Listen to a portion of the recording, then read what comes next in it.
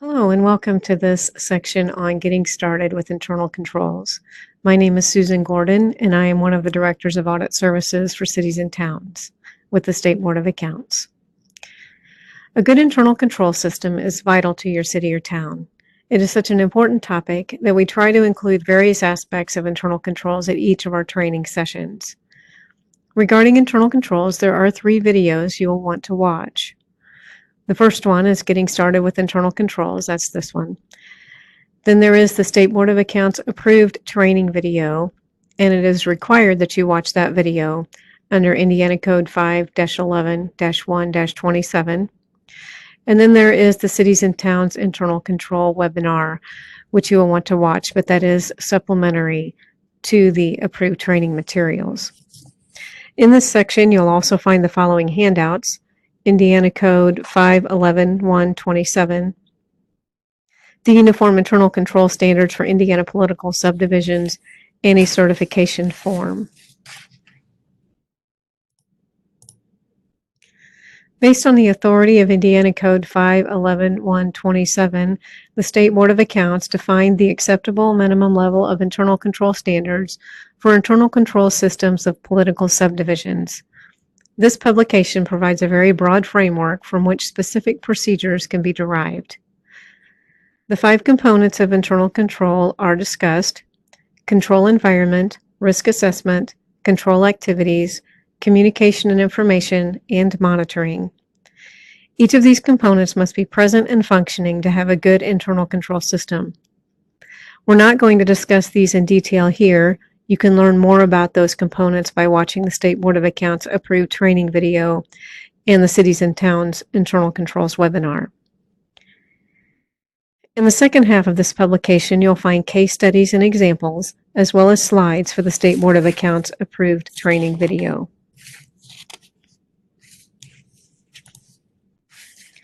So let's talk about the training that is required by statute.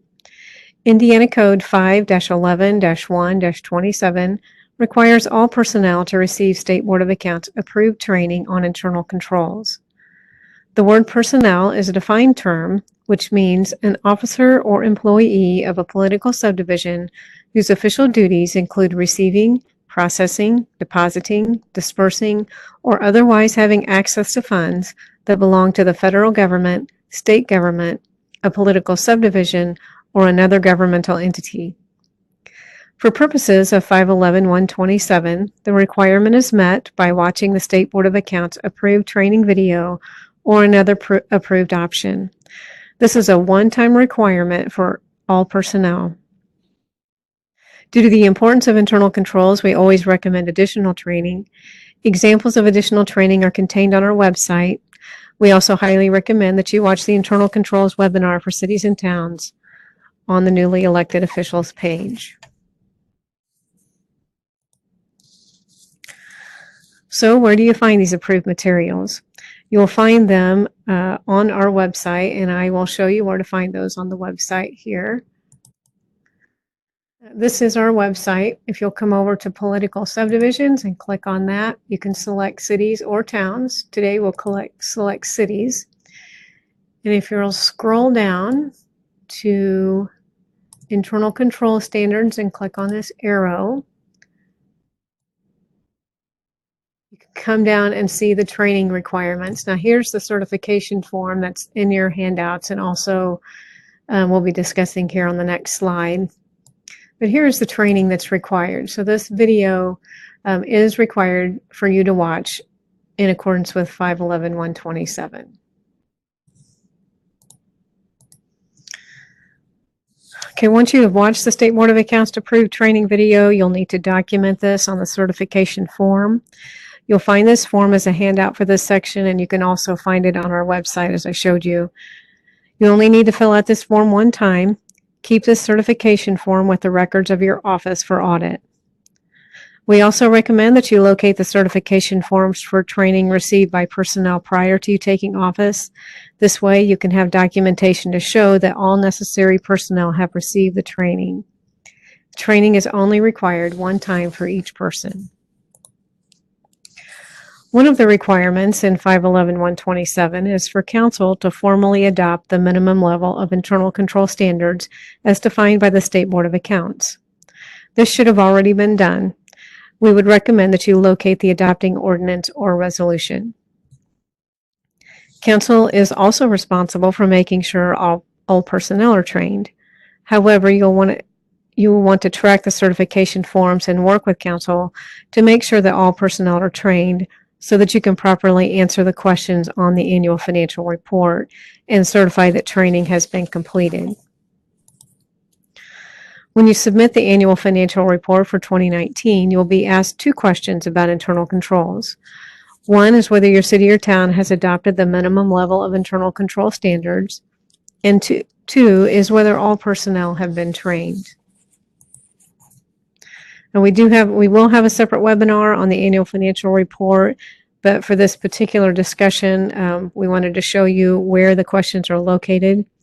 On the main menu, you'll see a category called Unit Questions. When you click on that, you will see at the bottom of these certifications. I certify that my unit has adopted the minimum internal control standards as required per 511-127.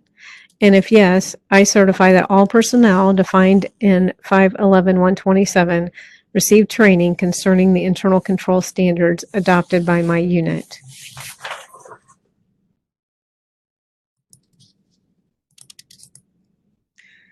As you'll see in the training video and the Cities and Towns webinar, there is a distinction between adopting the policy to follow the minimum level of internal control standards, which again should be in the form of an ordinance or resolution, and the actual procedures that you put in place to meet those standards. The policy or ordinance provides a broad framework which is applicable to any unit of government. The procedures are specific to your city or town. For example, the standards require the development of control activities to prevent or detect errors. You might apply this statement to your city or town's payroll process and decide to periodically assign someone the task of comparing the wages paid to the salary ordinance to prevent or detect any overpayments. Hopefully your city or town has written internal control procedures for you to start with. Keep in mind that the development of internal control procedures is an ongoing process, and those procedures can be changed. It is also important to have evidence or documentation that procedures have been performed as designed.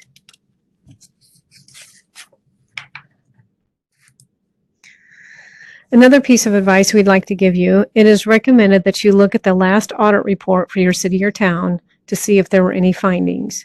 You can access those reports on our website and find a listing of the comments in the table of contents section of the report.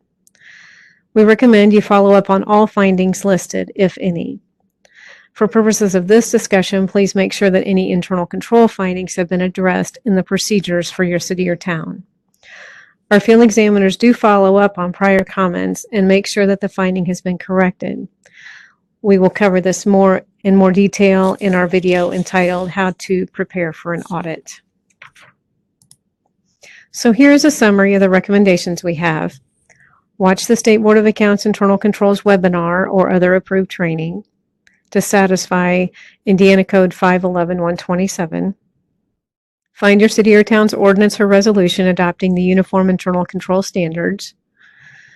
Review training certification forms to see if all employees have been trained and provide training if necessary. You'll want to maintain those certification forms locally. Watch the City and Towns webinar on internal controls. Review any specific procedures for your city or town, and then review the prior audit for internal control findings.